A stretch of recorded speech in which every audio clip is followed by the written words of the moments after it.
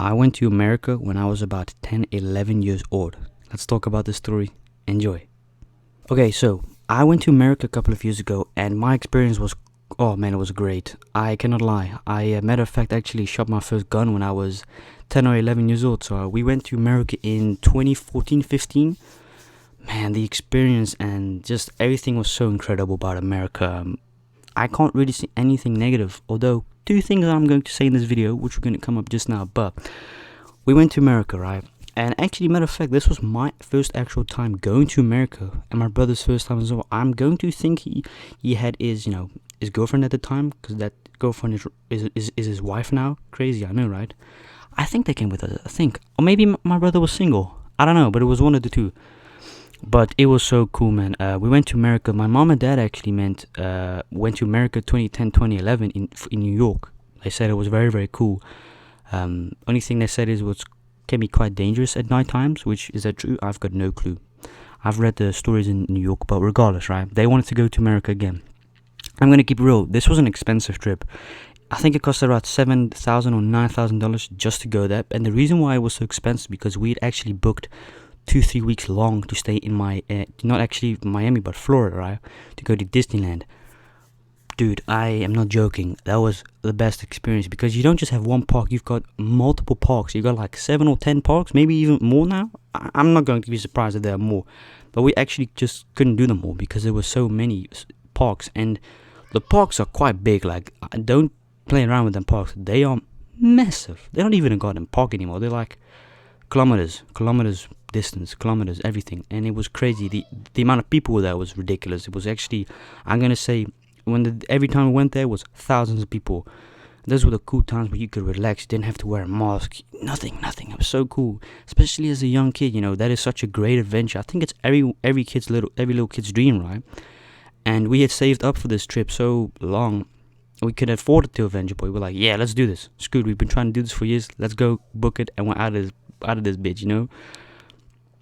Man, the experience was great. Can I just say, Americans for some quite on the reason are very friendly compared to Dutch people. At least the people that we spoke to were quite friendly. Very surprising. The people did not know us, but we'd actually rented a massive goddamn house. Whoa, I know what y'all mean with the goddamn American house. We actually stayed in an American house. Man, that shit is double the size of our house. Crazy. It's massive. It's actually ridiculous. I can still remember we had it's not like a villa, but it's quite a big house. It's not normal standard for us here, like you guys think. That shit ain't normal. That is humongous for 6-7 people, right?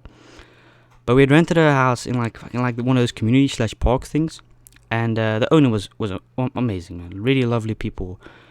I really can't say anything bad about that one experience we had with a guy on the boat where my brother wanted to order a alcoholic beverage, and he was 21, so he just turned 21. He showed his ID, and the guy just wouldn't serve a beverage because he didn't believe my brother was 21. I think that is actually not allowed. I don't think someone is just allowed to decline your serving of a beverage. I think that is actually against the law. At least in the Netherlands, that is highly legal. If I show my ID to someone and I to try to buy a beverage and they decline me, they actually aren't allowed to do that. Matter of fact, I'm actually allowed to call the cops at that point. Because they have to believe me because I have my ID. I have proof that I'm actually the legal age of buying it, But regardless, the guy wouldn't serve, so we just went to another place. I think it was Hollywood Cafe. I think it was that one. That was awesome. And it's just crazy the amount of love people give you. I don't know if it's actually like a normal thing you guys do in America to foreigners, but our experience was amazing, man. Like, holy crap, the love people gave us. Random people, fucking random. Never saw the people. Just decided to go up you and talk. But like I said, we had rented this house. It's massive. I swear to God, massive. I remember you had the door, you had the stairways left a little bit, and you had you had a massive kitchen and a pretty nice garden as well. I miss it. The tall grass, the wild tall grass. Oh, that was amazing. It was hard grass. Don't get me wrong. Like that stuff hurts when you got barefoot, But anyways, we barbecue, and eventually we just went and got to Universal Studios, and we got this like rental car, which my dad actually forgot to take his goddamn sunglasses out, Ray-Bans. Never saw them back. Going to guess someone obviously borrowed them. I don't blame you, man.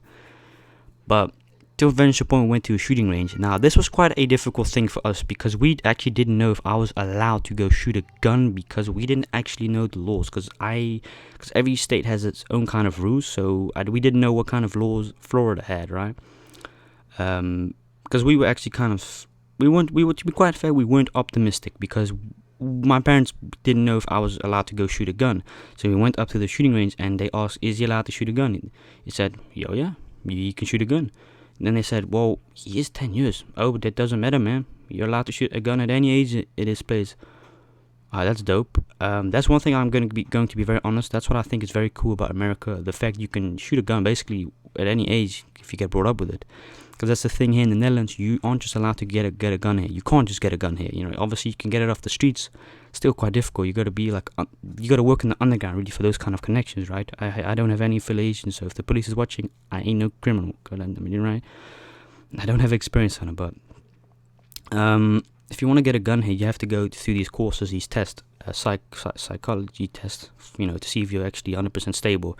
Because you don't just want to give a gun to a random person, you know. You've got to have a permit. You've got to go for shooting lessons. You've got to have to go this and that. And the crazy thing is, when you eventually get it and you are allowed to, the gun is actually not allowed to be in the same safe. So you have to have two separate safes. The gun has to be unloaded. The bullets are not allowed to be in the ammo clip. And the ammo clip is not allowed to go in the gun and not loaded, so it has to be separated. But that's the biggest bullshit I've actually ever heard, because who the heck gets a goddamn gun and doesn't have it loaded in his goddamn safe? That makes any kind of sense? No. But some people have got a gun here, but it's extremely difficult to get a gun here. And that's why you also notice in the Netherlands, most people that get hurt with guns are the underworld, not actually normal citizens compared to America, you know, because y'all have a lot of accidents with guns there, man. It's very crazy, man. Because it's a big problem, because almost everyone has a gun in America. So the thing is here, you don't have to be that scared or careful when you have an argument with someone that someone's just going to pull out a gun on you. Can happen still, don't get me wrong, but the chance is less than in America. So he said that, I was like, whoa, that's crazy, man. I'm got him 10, 11 years and I'm going to shoot a gun. It was very, very cool. I actually don't know what the costs were of shooting a gun, but it was quite cheap. It wasn't expensive. It was very, very cheap, and it was such a cool experience. God, Florida has its own people, man. I swear to God, every time I go into Instagram, there's always something about Florida. It's actually, to be quite fair, it's negative stuff, but it's funny negative stuff, if that makes any kind of sense. Like, it's the weirdest stuff, you know. Once a guy in Florida broke in a goddamn house to make breakfast for the owners. Hey, if that ain't love, my man, that is freaking awesome. It's kind of strange. I don't know if the story was actually true. Could have been fake, but Florida is a different breed. It's a different kind of breed, you know. But I shot I think if I can not mistake it, I think I shot a 9mm. That was very, very cool. Quite heavy. You'd be quite surprised how heavy your gun is, man. I mean, you'd assume that it'd be quite lightweighted, but it's quite heavy, man. It's kind of like a brick in your arm, but then a couple of kilos of brick in one arm. It's quite heavy, but it's awesome. He showed me how to shoot. I had these earphones in because that gun makes a heck of a noise, especially in a shooting thing, because it's like tunneled. And I shot, man. I actually do have posters downstairs, but I don't know where the posters are. But it was so cool. I shot like this zombie poster, and I think I did 2 or 3 rounds, which was crazy. I like 10 or 12 bullets, I think. I don't know how many bullets you can put in 9mm. I don't know if you can have a stock extended clip or if it can only be aftermarket. I'm not expert with that, so I'm not going to pretend like I am, because I don't. But it was very, very cool, man. And I think my brother actually shot an assault rifle. I don't know if I shot an assault rifle, so I can't remember that. But the amount of guns there was crazy. It was very cool, man. And they weren't difficult with it at all. They just show you how to hold it.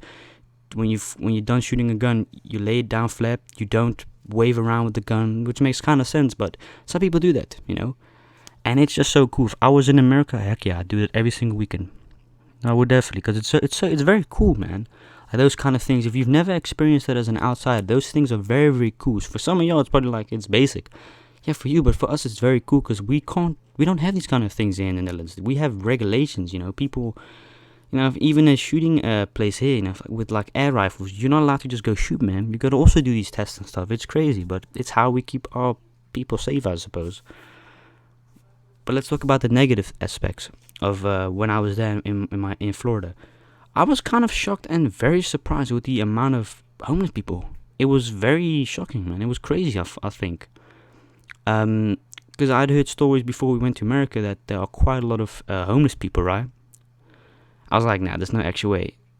Whoa, was I wrong? Wow. I actually kind of felt bad for those people, man. Regardless of what they've done in their life situation, I was kind of surprised, like, damn, dude. I had counted within the 2-3 weeks we'd stay there, right? About 50 plus homeless people. That is quite a lot, I find, personally, because the thing is, in the Netherlands, being homeless often gets seen as a choice, because there isn't really a reason for you to become homeless in the Netherlands, except if you've lost everything, if you've lost your job or your house. But then, yet again, you can go to shelter for homeless people, and you can apply for a job. Quite easy. Yeah? But in America, it's kind of a different story. You guys don't take care of each other. What I'm trying to say with that is, no offense, and all due respect, love y'all, but you guys don't pay for each other. So, which means the inactive, which are the people who don't work, they don't have a job, we take care of them. So the active people are the ones who pay tax, who earn money. We take care of each other. But that doesn't mean that the inactive don't do anything. They are actually required by law to go find a job, because, well, they can't just be having money constantly. They've got to put effort into it as well. Do something back for society. So it's kind of like a giving and receiving. You give and you receive something back. And you guys just don't have that in America, really. I've got no clue what happens to your taxes, what these guys do, the IRS, with your tax money. But in the Netherlands, it gets used for those kind of things, to pay people that have no jobs, this and that, etc. It's very good balanced in the Netherlands. And yeah, it's quite scary, man. The amount of homeless people that I'd counted just in Florida, it was very scary, man. I was like, God damn, so the stories are true. That's kind of strange, man. How many people can be homeless? I mean, I don't know, but I hope these people are all good. I hope they are still alive. But besides that, it was a very, very nice, cool experience. But that was the only negative thing, if I can be honest, that I have to say about my stay in America. The crazy amount of homeless people with no shelter. Really crazy. Yeah, I mean, standing on the highways, begging for money. But I can say the exact same about South Africa when I went 3 years ago. Crazy amount of homeless people. Crazy, man. It's kind of sad. It does truly show you that, unfortunately, there's not enough care invested into the people. You can obviously see that, because that's why we almost have no homeless people in the Netherlands. That's why it gets seen as a choice here, because there isn't actually really a good reason for you to become homeless and stay homeless here. Because we've got it all. We've got food we can provide for you. We've got shelter. Now, obviously, I could say the same about America, yes, but not every place has those kind of supplies. Because we take care of each other here in the Netherlands. We are I don't know the word, but it's from history. God, I forgot the name, but if you're Dutch, you know. Verzorgingsstaat. We are, yes, I've got the word, a verzorgingsstaat, which is basically, you take care of each other. You pay for each other. You pay for the people that don't have a job. You do this and that. You just help each other out as much as you can. I mean, you've got really no choice. You have to. That's how the country stays stable here, I guess. But yeah, America was great, man. It was very fun. Yes, I thought this time let's make something positive, because I see y'all goddamn harassing me in the comments. Stop making so sad videos. Hey, it's a goddamn podcast channel. We talk about real life stuff. It can't always be positive, man. We've got to keep it real as possible as well, But hey, I thought I'd just make a video on the first time I shot a gun, and it was fantastic. It was great, man. I do miss America quite a lot. I do. I really do. I think it was an awesome place. The people were fantastic. God, they were great. The food, on the other hand, wasn't too best. Expensive. Holy shit. Your stuff is quite expensive, man. The fruit and healthy stuff is very expensive. Yet the crazy thing is, the unhealthy stuff is very cheap there. What is up with y'all with that, man? Very odd. Because, I mean, a liter of juice was like $3-4. I was like, damn. They only charge €2 in the Netherlands for that. Y'all charging $4 for a liter of freshly pressed orange juice? Nah, that's crazy. I ain't paying that type of money. Pop-Tarts was very cool. Pop-Tarts. I actually don't know if they are vegetarian. Maybe they aren't, but I wasn't vegetarian back then. But Pop-Tarts, I had them for breakfast. They were also expensive, my guy. They were like $5 or $6 for 4 of those, but they were cool. So delicious. You can't get these, unfortunately, in the Netherlands. Pop-Tarts. They are considered exotics here, but hey, I'm going to end this podcast video. Hope you guys have been enjoying the content. Later on Keegan Mukbangs, I'm going to have a Starbucks coffee mukbang / review coming out.